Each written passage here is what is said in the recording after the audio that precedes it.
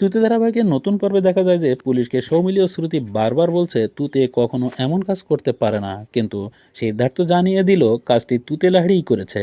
আমার কাছে প্রমাণ আছে। প্রিয়াঙ্কা বলে তুতে তো খুব প্রমাণ প্রমাণ করে। এবার তাহলে তুতে প্রমাণ করে দিক সে কাজটা করেনি। অফিসার যেখানে বারবার বলছে প্রমাণ রয়েছে তার কাছে। তুতে তো শুধু রঙ্গনকে ডিভোর্স দিয়েই থামেনি, ও রঙ্গনকে খুন করেছে সম্পদের মালিকিন হবে বলে। ডিভোর্স পেপারে কিন্তু সম্পদের অর্ধেক মালিকানার কথাও লেখা ছিল।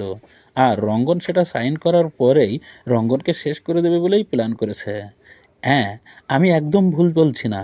এটা তো তুতের পুরানো অভ্যাস। তুতে কখনো চায়নি এ পরিবারের কারোর ভালো। তুতে সবার আই ওয়াশ করে নিজের কাজটা ঠিক ঠিক মতোই করেছে।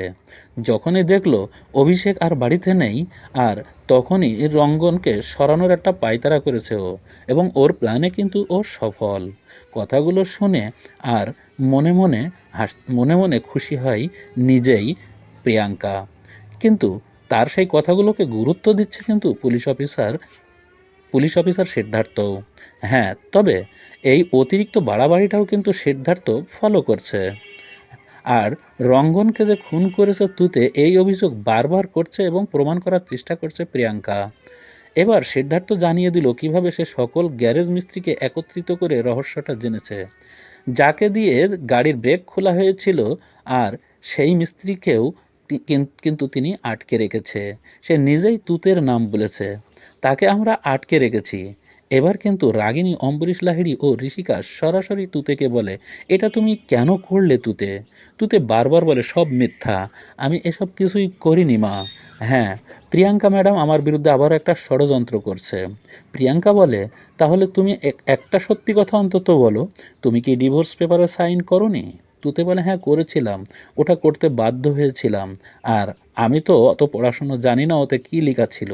সম্পদের কথা, এটা ভাবলে আমি কখনো ওতে সাইনই করতাম না। কিন্তু কে শুনবে তুতের কথা? এবার তো তুতের বিরুদ্ধেই কথা বলছে সবাই। তাই সুযোগ পেয়েই আরও বেশি কিছু কথা বলে প্রিয়াঙ্কা। আর সিদ্ধান্ত বলে, আর সময় কিন্তু আমরা দেব না, তুতেকে নিয়ে এখনই যেতে হবে। সৌমিলি, শ্রুতি ও লাড্ডু বাধা দিয়েও আটকাতে পারল না তুতেকে। তুতেকে নিয়ে বেরিয়ে এসেছে সিদ্ধার্থ। আর বাইরে আসার পরেই একটু অন্যদিকে যায় সিদ্ধার্থ, মানুষকে বলে দেখে রাখতে। সেই সময় মন্দিরা আর প্রিয়াঙ্কা এসে তুতের পাশে দাঁড়ায়। মন্দিরা বলে, আমি তোমাকে বলেছিলাম তুতে, খেলাটা কিন্তু ঘুরে যাবে, তুমি শোনোনি। খেলাটা ঘুরে গেল তো, এবার তুমি কি করবে? প্রিয়াঙ্কাও পাশে এসে বলে, এবার বুঝতে পারছিস আমাদের সাথে খেলা করার মতো খেলোয়াড় তুই নয়, তার ফলটা এবার তুই বুঝবি। দুইজনের কথা শুনে, দুইজনের কথা শেষ হলেই চলে তখন চলে আসে সিদ্ধার্থ। তবে কিছুটা কথা সিদ্ধার্থ শুনে সিদ্ধার্থের মনেও কিন্তু সন্দেহ হয় প্রিয়াঙ্কাকে নিয়ে। কিন্তু এই মুহূর্তে তুতেকে নিয়ে থানায় আসতে হয়েছে। থানায় আসার পরেই তাপসকে দেখে চমকে ওঠে তুতে। তাপস কেন এখানে? তাপসকে তো আবার একজন বলেও দিচ্ছে আগামী পরশুদিন কোর্টে আসতে হবে। তুতে জানতে পারে এই তাপসই হলো তার নাম বলেছে। তাহলে এই তাপসকে প্রিয়াঙ্কা যে খেলিয়েছে এটা ভালো করেই বুঝতে পারছে তুতে। তাহলে কি ঘটবে এবার? তুতে কি প্রমাণ করতে পারবে সে নির্দোষ? বন্ধুরা, তোমাদের কি মনে হয়? গীতা এলএলবি ধারাবাহিকের নতুন পর্বে দেখা যায় যে অগ্নিদীপ মুখার্জির সাথে বিতর্কের এক পর্যায়ে গীতা বলে, আপনি এখন যাবেন নাকি মিডিয়া ডেকে আবার ব্রিফিং করতে হবে আপনার বিরুদ্ধে? আর সেটা করলে কিন্তু আপনি ঘরে বাইরে কোথাও বের হতে পারবেন না। তবুও ভালো, কোর্টে যেতে পারবে না একদিন পরেই। কিন্তু বাড়ি থেকে বের হতে না পারলে আপনি কিভাবে চলবেন? পদ্ম আপনার সাথে যাবে না তাতে আপনি যাই করেন। বেশি প্যাচাল পারলে কলোনির লোকজন এসে আপনাকে এমন সিধে করে দেবে, আর জীবনে বাড়ির বাইরেই বের হতে পারবে না। ঠিক সেই সময় ভোজন মিত্র ফোন করে জানতে চাই, কিছু হলো কি স্যার? অগ্নিজিৎ জানিয়ে দিল, না, কারণ গীতা আগে থেকেই জেনে গেছে আমি পদ্মকে নিতে এসেছি, আর এখানে ঝামেলা হয়েছে। আমি এখানে এসেছি এটা কিভাবে জানলো বুঝতে পারছি না। অগত্যা ফিরে আসতে হলো অগ্নিজিৎকে। ঠিক সেই সময় গীতার বাবা গণেশ গাঙ্গুলি তাকে দেখে ফেলেছে। আর দেখার পরেই মেয়েকে বলে, ও কেন এসেছিল? সবটা শুনে বাবা বলে, তুই কেসটা ছেড়ে দে মা, ও তোকে জিততে দিবে না, তোকে শেষ করে দিবে। গীতা বলে, অতটা সহজ নয়, এ কেসটা আমিই জিতবো বাবা, তোমার মতো মাথা নিচু করে আমি ওখান থেকে আসবো না। ওদিকে কাবিয়া কিন্তু মুখার্জি বাড়িতে চলে এসেছে মুখার্জি পরিবারের পাঠানো গয়না আর তত্ত্ব ফিরিয়ে দিতে। এসেই স্বস্তিকের মাকে বলে, কেন এমনটা করলেন আমাদের সাথে? আপনার ছেলে তো আপনাদের কোনো কথাই শুনছে না, ও কখনো আমাকে বিয়ে করবে না। হ্যাঁ, আপনারাও মুখ ফিরিয়ে নিয়েছেন। কাবিয়ার কথা শুনে চমকে ওঠে স্বস্তিকের মা, বলে এসব কি বলছো? কাবিয়া বলে, মিডিয়া যখন আমার ভাইকে নিয়ে বাজে নিউজ করছে, ঠিক সেই সময় আপনারা সিদ্ধান্ত নিয়েছেন আমার সাথে যাতে স্বস্তিকের বিয়েটা না হয়। না হলে স্বস্তিক এতটা সাহস পায় কি করে? সবটা শুনে স্বস্তিকের মা বলে, তোমার সাথেই স্বস্তিকের বিয়েটা হবে। অন্যদিকে কৃপান কিন্তু বের হতে চাই এবার গীতার মুখোমুখি হওয়ার জন্য। আজই গীতাকে শেষ করতেও চাই। বন্ধুরা তাকে বারবার নিষেধ করেছে, কিন্তু কোনো বন্ধুর কথাই শুনছে না। বলছে আমি বের হবই, দেখি এবার ও কি করে, আমাকে কিভাবে আটকায়। বন্ধুদের নিষেধ অমান্য করে বেরিয়ে পড়েছে কৃপান। ওদিকে স্বস্তিক তার বোনদেরকে সাথে নিয়ে গীতার সাথে ফোনে কথা বলে। লাউড স্পিকারে দিয়ে কথা বলতে স্বস্তিক। গীতা ফোনটা কেটে দিতে চায়, কিন্তু ঠিক সেই সময় সৌপ্তিক জামাইবাবু কল দিলে গীতা মনে মনে ভাবে, এখন জামাইবাবু আবার কি বলবে তার ঠিক নেই, তার চেয়ে স্বস্তিকের সাথে কথা বলে যাওয়াটাই ভালো। তাই স্বস্তিকের সাথেই কথা বলে যাচ্ছে, আর স্বস্তিক বারবার গীতাকে প্রপোজ করছে।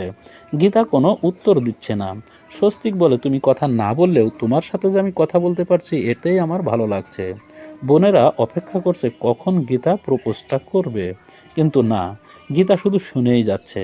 তাহলে এভাবেই শুনতে শুনতেই কি মনের কথাগুলো সব একবার তাহলে কি এভাবে শুনতে শুনতেই গীতার মনটা দুর্বল হয়ে যাবে, আর গীতার মনে কি স্বস্তিকের ঠাঁই হবে? বন্ধুরা, তোমাদের কি মনে হয়? তোমাদের রানী ধারাবাহিকের নতুন পর্বে দেখা যায় যে অনিশার অ্যাক্সিডেন্টের খবর শুনেই আপসেট হয়ে যায়, আর অনিশা নিজেও ফোনে কথা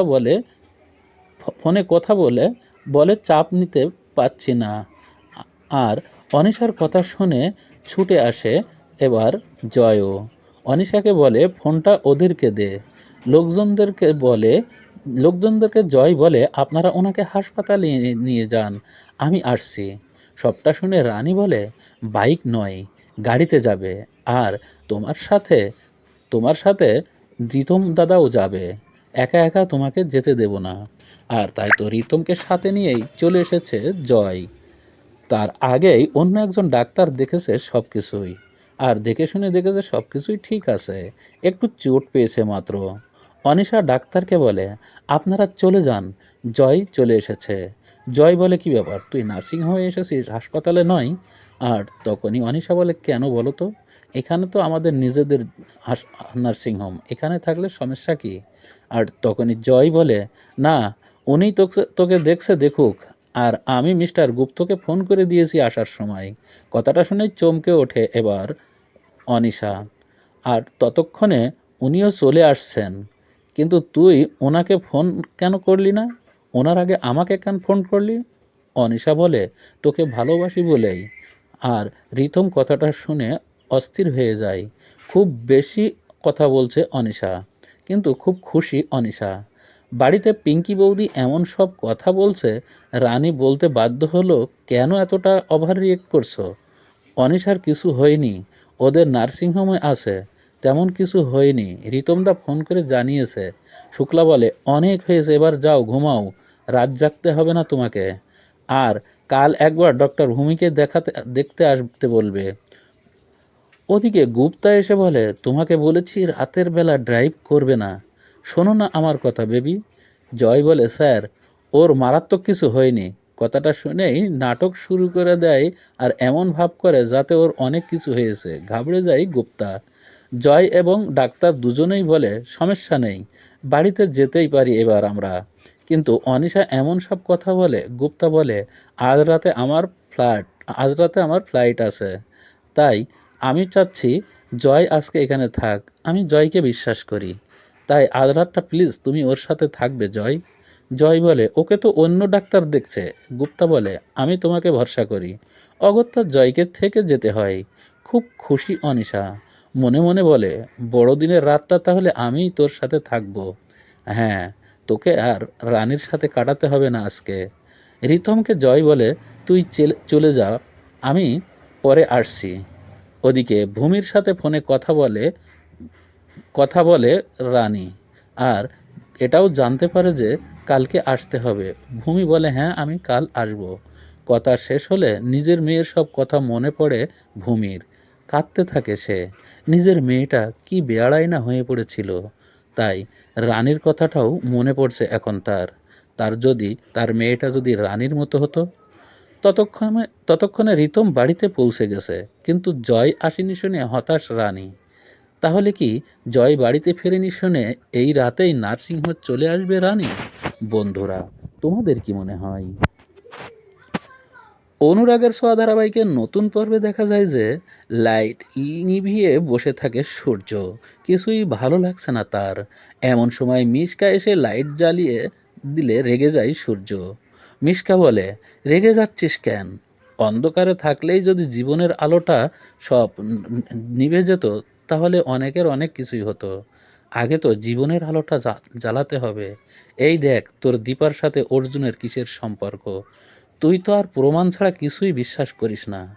এই চিঠিগুলো পড়লেই বুঝতে পারবি আমি কতটা তোর জন্য ভাবি। অন্যদিকে অন্যদিকে তিস্তা কিন্তু জয়কে ফোন করে বলে ও সবার সাথে দেখা করতে আসছে। তিস্তাকে রাস্তায় একা পেয়ে বখাটের দল ঘিরে ধরে, আর সেই সময় ভিক্টর এসে রক্ষা করে তিস্তাকে। শুধু তাই নয়, পৌঁছে দিতে চাইলে তিস্তা বলে, তাহলে আপনাকে আমাদের অনুষ্ঠানে থাকতে হবে। আজকের অনুষ্ঠানটা বাড়িতেই হচ্ছে। সেখানে চলে এসেছে ভিক্টর। তাকে দেখে হতাশ দীপা, কিন্তু ভিক্টর যে তিস্তাকে রক্ষা করেছে তা শুনে খুব খুশি। জয়ের আর জয়ের সাথে কোলাকুলি হয় ভিক্টরের। ওদিকে পৃথাকে চিকিৎসা সেবা দিতে কিছু চেক আপ করাচ্ছে অর্জুন।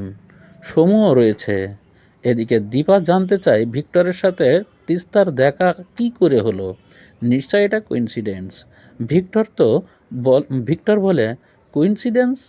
দীপা মানতে নারাজ। তাই একের পর এক প্রশ্ন করেই যাচ্ছে। সন্দেহ হয় দীপার। সে সময় নিস্তারিণী এমন সব কাণ্ড করে, সব কিছু অন্যরকম হয়ে গেছে। হ্যাঁ, সূর্যকে নিয়েও বাড়িতে অর্জুনের নামে মিথ্যা চর্চা করছে ওই মিশকা। পত্রগুলো নিয়ে এবার সরাসরি উকিলের কাছেও চলে এসেছে। সব কিছুই দেখেই মিশকার উকিল বলে, তবে তার আগে সূর্যকে তবে হ্যাঁ, এই উকিলের কাছে আসার আগেই সূর্যকে মদ পান করিয়েছে মিশকা। তাই উকিলের সামনে অন্য একজন উকিল যখন আজেবাজে কথা বলে সূর্যকে, তখন সূর্য রেগে যেয়ে তাকে মারতে চায়। বেঁধে যায় ঝামেলা। উকিল বলে এই চিঠিগুলোই খুব কাজে দিবে। এদিকে ভিক্টরের কাছ থেকে তিস্তাকে সরাতে দীপা নিজের কাছে ডাকে। ততক্ষণে পৃথা ও খোকাকে নিয়ে চলে এসেছে অর্জুন। সবাই জেনে গেল পৃথা ভিক্টরের মা। দিবা অবাক হয়ে যায়। সমু কিন্তু মনে মনে বলে, আমার তো মনে হয় মা আর ছেলে কিছু একটা প্ল্যান করে এখানে এসেছে। ওরা তো নিজের স্বার্থ ছাড়া কোনো কিছুই ভাবতে পারে না। কিন্তু কি চাই ওরা, এটা আমাকে জানতে হবে। দীপার মনটাও খারাপ হয়ে যায়। এমন সময় দীপাকে ফোন করে সূর্য। বলে, ভালোই চলছে, তোমাদের প্রেম কাহিনীটা এবার বেশ জমে উঠবে। তুমি এতটা নাটক করতে পারো তা জানতাম না। তাহলে কি সব কিছু মিশকা একা একাই করছে, নাকি ভিক্টর ও তার মাও জড়িত মিশকার সাথে দীপাকে ফাঁসানোর জন্য? বন্ধুরা, তোমাদের কি মনে হয়? লাভ বিয়ে আজকাল ধারাবাহিকের নতুন পর্বে দেখা যায় যে শ্রাবণকে কোথাও খুঁজে না পেয়ে এবং ফোনেও না পেয়ে ওম বলে, তাহলে আর কি করার? কেউ যদি নিজ থেকে সরিয়ে রাখে নিজেকে, তাহলে কি করে খুঁজে বের করব তাকে? রহিনে যা পাই পাক, আমার আর দাদুর সম্পত্তির উপরে কোনো ভরসা নেই। এমন সময় একজন কিন্তু শ্রাবণের অনুষ্ঠানের ভিডিও দেখে বলে, দাদা আপনি তো একটা মেয়েকে খুঁজছেন, দেখুন তো এই মেয়েটাকেই খুঁজছেন কিনা। ভিডিওটা দেখেই আর দেরি করে না ওম, সোজা বেরিয়ে পড়ে। ততক্ষণে গিট্টুকে থাপ্পড় মেরে বেরিয়ে পড়ে শ্রাবণ। ওদিকে বিয়ের পিঁড়িতে বসে স্বপ্ন দেখছে অভি। শ্রাবণ 50,000 টাকা নিয়ে আসে, আর নার্সকে বলে টাকা তো লাগবে আর নার্স বলে 50,000 টাকায় কি হবে, টাকা লাগবে তো 2 লাখ। এই টাকায় কিছুই হবে না। শ্রাবণ ছুটে আসে বনির কাছে। নার্স বলে, এই তোমরা ওই পেশেন্টকে বের করে দাও। ঠিক সেই সময় ডাক্তার এসে বলে, এসব কি হচ্ছে, আর রুগীকে কেন বাইরে বের করে দিচ্ছ? নার্সকে ধমক দিয়ে বলে, আমি দেখব, তবে বাকি টাকাটা দিতে হবে। মোট 7 লাখ টাকা লাগবে অপারেশনটা করতে। তাড়াতাড়ি অপারেশনটা না হলে বাঁচানোও যাবে না। হতাশ হয়ে বেরিয়ে পড়ে শ্রাবণ। তাকে ছদ্মবেশে ফলো করে অনুষ্কা এবং অন্যর একজন। ভয় পেয়ে ছুটতে থাকে শ্রাবণ। এক পর্যায়ে এসে শ্রাবণকে মারতে গিয়েও ব্যর্থ হয়। ওম ততক্ষণে খুঁজেই চলেছে শ্রাবণকে, আর শ্রাবণ তখন একটা রুমে দরজা বন্ধ করে দিয়েছে। অনেক দিন ধরে রুমটা বন্ধ থাকায় তার ভিতরে দম বন্ধ হয়ে যাচ্ছে শ্রাবণের। আবদ্ধ রুমের পচা গন্ধে শ্বাস যেন বন্ধ হয়ে যাচ্ছে তার। তাহলে কি শেষ পর্যন্ত শ্রাবণকে মেরেই ফেলবে এবার তার শত্রুরা, নাকি তার আগেই উদ্ধার করবে ওম? বন্ধুরা, তোমাদের কি মনে হয়? সন্ধ্যা তারা ধারাবাহিকের নতুন পর্বে দেখা যায় যে হাসপাতালে এসে তারার সাথে বড়দি বিতর্ক সৃষ্টি করলে তারা বলে, সেদিন কিন্তু আমি জানতাম না আকাশ মেজদিকে বিয়ে করছে। কেউ আমাকে কিছুই বলেইনি। মেজদির সাথে কার বিয়ে হচ্ছে সেই খবরটা আমি যদি জানতাম, তাহলে আমি সব কিছুই আগেই জানিয়ে দিতাম সবাইকে। কিন্তু বিয়ের পরে যখন জেনেছি তখন তো আর কিছুই করার নেই। তারপরও বড়দি রেগে গিয়ে বলে, মাঠান একদম ঠিক কথাই বলেছেন, সন্ধ্যার এই পরিণতির জন্য তুই দায়ী। ওদিকে নীলের বাবা কিন্তু বাড়িতে আসার পরে পিসিমণি তাকে বলে, দাদা তুই কি করছিস একটু সত্যি করে বলতো। সন্ধ্যাকে আসলে কে মেরেছে? সন্ধ্যাকে তো পাওয়া যাচ্ছে না। আমার যতটুকু ধারণা তুই সব কিছু করেছিস। তখনই প্রধান তার বোনকে বলে, এসব কথা এখানে আলোচনা নয়, পরে আলোচনা করব, আমি এখন আসছি। এই বলে হাসপাতালে আসে প্রধান, আর তারপরেই সন্ধ্যার রুমে আসে। সন্ধ্যাকে আজই শেষ করে দিতে চায়। আর এক পর্যায়ে তখন কিন্তু সেখানে চলে এসেছে তার ছেলে। হ্যাঁ, আর আকার ইঙ্গিত দিয়ে প্রধান এমন ভাব করছে যে মেরেই ফেলবে আজ। কিন্তু চিরতরে শেষ করব বললেই তো আর হবে না। সেখানে সন্ধ্যার কেবিনে চলে আসছে মাঠান ও তার ছেলে নীল। হ্যাঁ, মাঠান আসার পরে সন্ধ্যার রুমে তারা দুজনেই আসছে, কেননা মাঠান নিজের ছেলেকে সান্ত্বনা দিয়েই যাচ্ছে।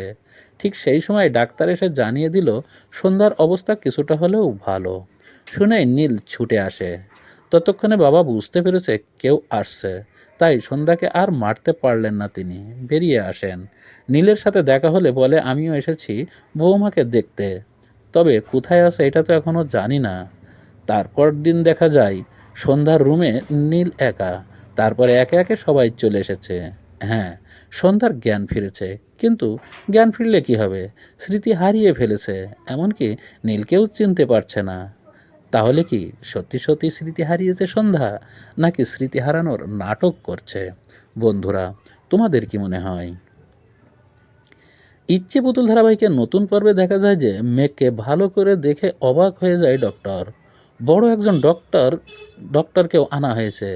ডক্টর গুহ এবং ওই ডক্টর বুঝতে পেরেছে মেঘ যখন কথা বলার চেষ্টা করে তখন কেউ তার সামনে এমন কিছু কথা বলে যা শুনে উত্তেজিত হয়ে যায় মেঘ, আর তার জন্যই মেঘের এই পরিণতি।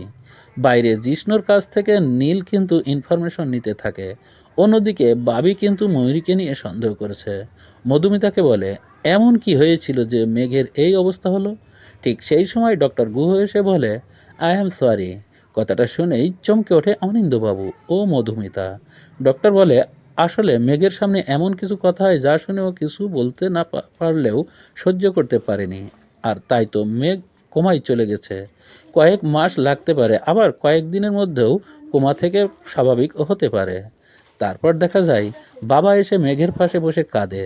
ওদিকে মীনাক্ষী খবরটা শুনেই ক্ষেপে যায়, বলে, ময়ূরীকে কেন মেঘের সাথে দেখা করতে দেওয়া হলো, অথচ নীলের সাথে দেখা করতে দেইনি, আমি ছাড়বো না ওদেরকে। এদিকে মধুমিতাও কিন্তু ময়ূরীকে দায়ী করছে। মেঘের এই পরিণতির জন্য ময়ূরী ছাড়া আর কেউ দায়ী নয়। জোর গলায় মা এবার বলেই যাচ্ছে। মেঘ মেঘ ময়ূরী বলে, প্রমাণ দাও, প্রমাণ দাও, প্রমাণ না দিয়ে কোনো কথা বলবে না মা। তখন মধুমিতা বলে, প্রমাণ প্রমাণ বুঝি না, তুই মেঘের সর্বনাশ করেছিস এটাই ঠিক। তুই তো একটু আগেই রূপকে ফোন করছিলি, তাহলে আমাকে দেখে কেন ফোনটা রেখে দিলি? আমি তো সব কিছুই জানি, তুই সব কিছু করেছিস। মেঘের এই ক্ষতি তুই ছাড়া আর কেউ করতে পারে না। মায়ের কথা শুনে ময়ূরী চমকে ওঠে। তাহলে কি এবার ধরা খাবে ময়ূরী? বন্ধুরা, তোমাদের কি মনে হয়? এখনই একটা লাইক দিয়ে এবং কমেন্ট করে জানিয়ে দাও তোমাদের মতামত। ধন্যবাদ।